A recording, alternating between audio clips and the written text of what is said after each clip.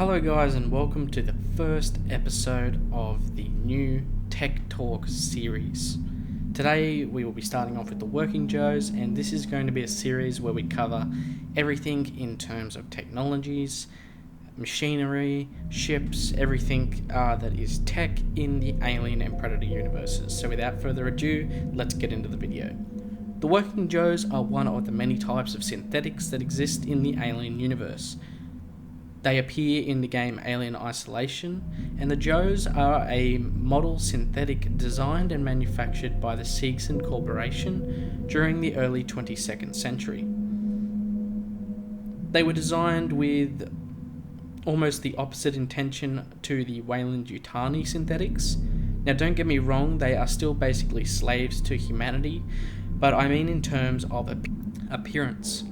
The Working Joes are designed in both appearance, behaviour and conversational skills to seem very robotic, as opposed to the near-human Weyland synthetics, that's aim is to be nearly indistinguishable from a human population.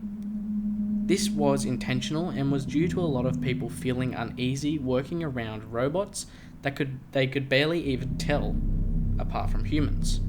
The Working Joes were stationed aboard the Sevastopol space station in the years prior to 2137 by the Xenomorph Corporation, whose functions were the maintenance of the station and management of its systems, as well as the servitude to the humans aboard. The Joes were all a base model, and the only thing that changed between individuals was the clothing worn to indicate their status and profession aboard the station.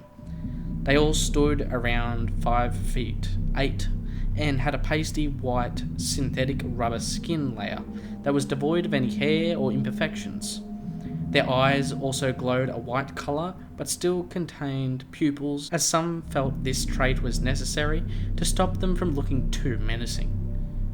When encountering a hostile or under orders to detain someone, the Joes' eyes would switch from their traditional white hue to one of red, signifying that it was hostile, that the Joes were ready and able to use force to extinguish the confrontation. The Joes also have a voice modulator that produces a flat and robotic vocal range that helps to portray their separation from humanity, and other synthetic lines such as the advanced models by Hyperdyne. Their faces are stuck in one idle position and cannot change the expression portrayed. All Joes share the same AI system and are not given higher order thinking abilities that compare with humans' cognitive function. Instead, they are able to complete tasks that they have been programmed for and commence in basic conversation. Despite this, however, they are given an audio readback file that allows them to repeat company slogans and catchphrases for both the amusement of the human owners and to advertise the Xenomorph line of synthetics. A very subtle marketing strategy. Classic examples are "You always know a Working Joe" and "You're becoming hysterical." The Working Joes, when sold, and also in the case of Sevastopol Station, are under the control of a central governing head AI system that is known as Apollo. And this is where major orders and tasks are implemented, as well as a base programming and restriction protocol system. When Weyland-Yutani eventually purchased Sevastopol Station, they implemented their own new protocols into the Apollo computer system, including the Special Contingency Orders, notably Special Order 937, which called for the protection of the Xenomorph specimen aboard the station at the time and gave the androids the ability to use any force necessary on any human aboard to complete their task. Due to this simplistic nature of the technology used to construct and program these androids, the Joes are susceptible to hacking attempts, where they can be given alternative tasks, shown when Amanda Ripley, when aboard the Sevastopol Station, was able to use an android to help her acquire spare parts. Another setback to having low tech prize this android is that they are susceptible to EMP and high voltage electrical damage. However, to combat this, the maintenance/industrial working Joes were fitted with a technology to combat this, as they would often be subject to high voltage and electromagnetic interference whilst working in the reactor core of the Sevastopol station. However, enough brute force would eventually be able to defeat them due to their imperfect nature. The working Joes are very strong and shown to be able to lift humans from the ground with ease and land single-shot killing blows when necessary. However, they are still not as strong as Weyland synthetics, seen when the android Samuels easily attacks and kills all androids in his way. I don't have time for this.